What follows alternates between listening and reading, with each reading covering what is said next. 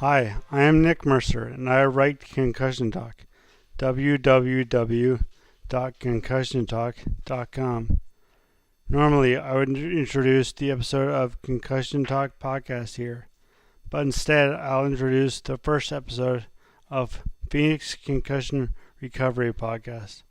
Phoenix Concussion Recovery, phoenixconcussionrecovery.com, is dedicated to concussion management and education, and was founded by athletic trainer and doctorate of physical therapy Lauren Ziaks, along with her co-founder, physician's assistant, and former medical director for the U.S. Ski and Snowboard Association, Melinda. Today I am joined by Lauren Ziaks via Skype. Okay, hi Lauren. Lauren Ziaks here with me, and I'll first ask her to introduce herself and talk a bit about Melinda and answer the question, what is Phoenix Recovery Concussion? Phoenix Concussion Recovery. Sorry. Hi Nick, it's great to be here. My name's Lauren Ziaks, and I'm a co-founder of Phoenix Concussion Recovery with Melinda Ralstad.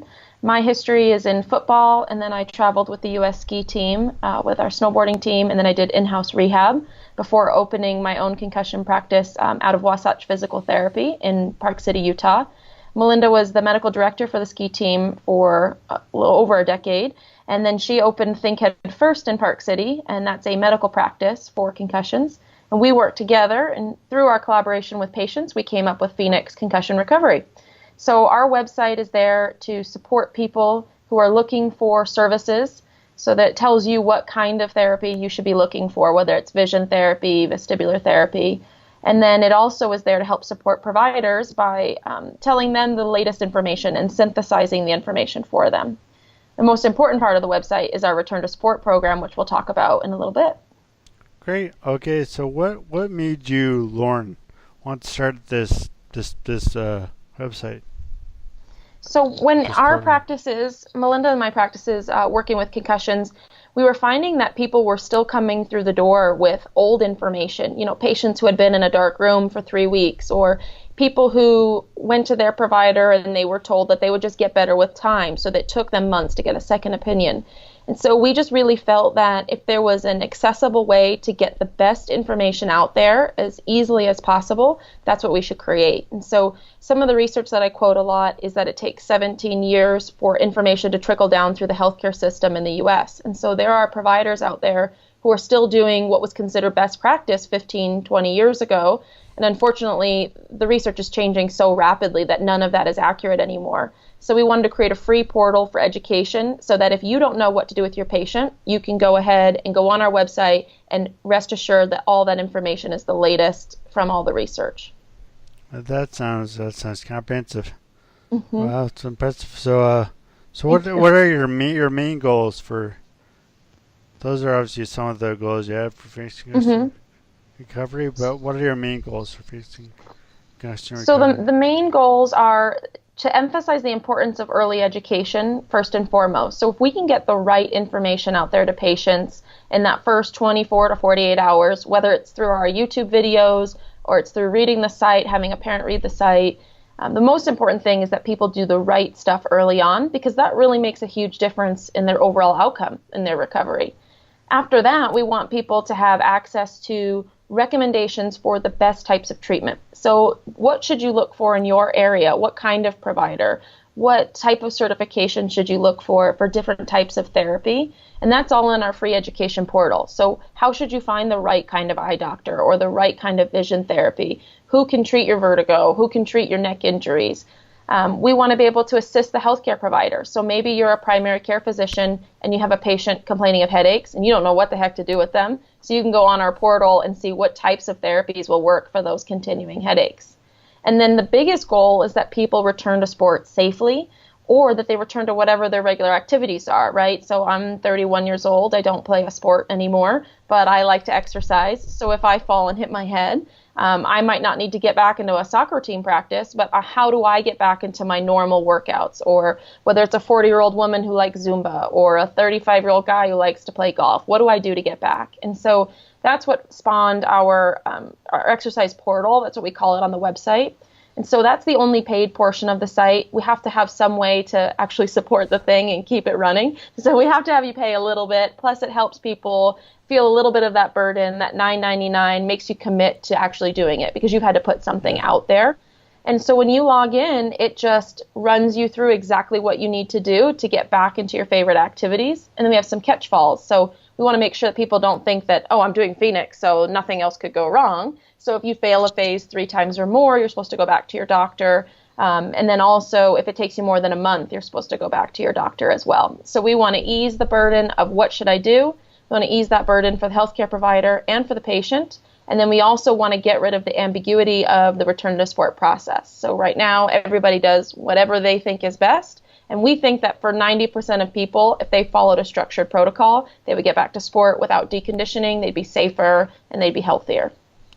So if someone, like say a 35-year-old guy, or you for example, you say you're wanting to play sport or you're playing a sport, when you've decided that yes, you are going to look at Phoenix Concussion Recovery, what can you, and so you open the site, what can you expect from that experience?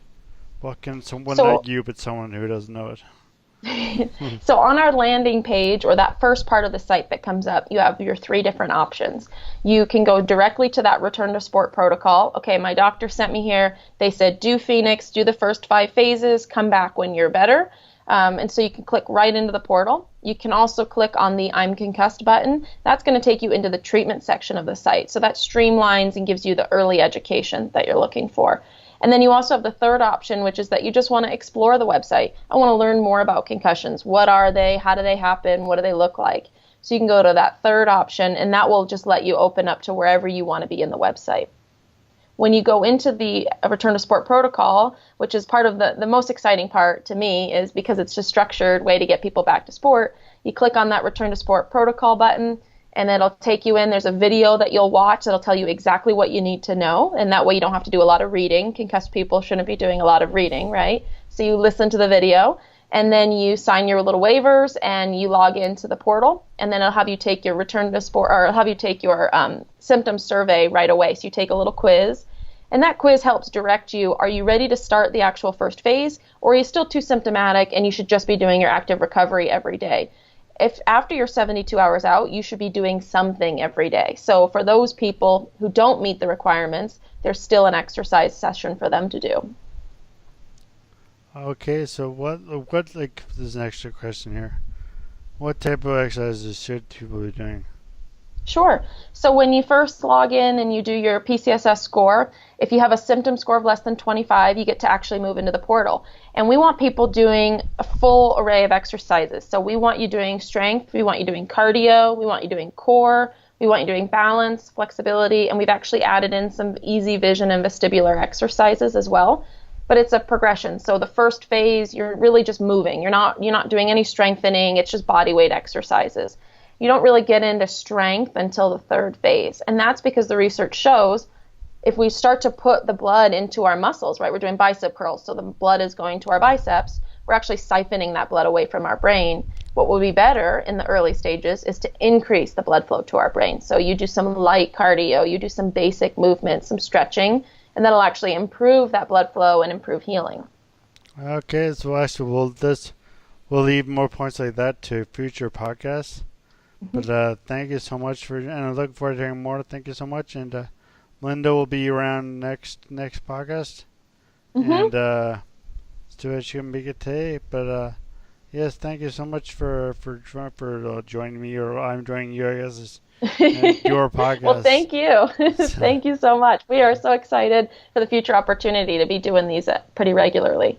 Do you have a Twitter handle or a Facebook page or website page you want to tell people about? Yeah, so you can check us out for now at LZ Concussion. So that was my old Twitter handle, and I switched it over to Phoenix.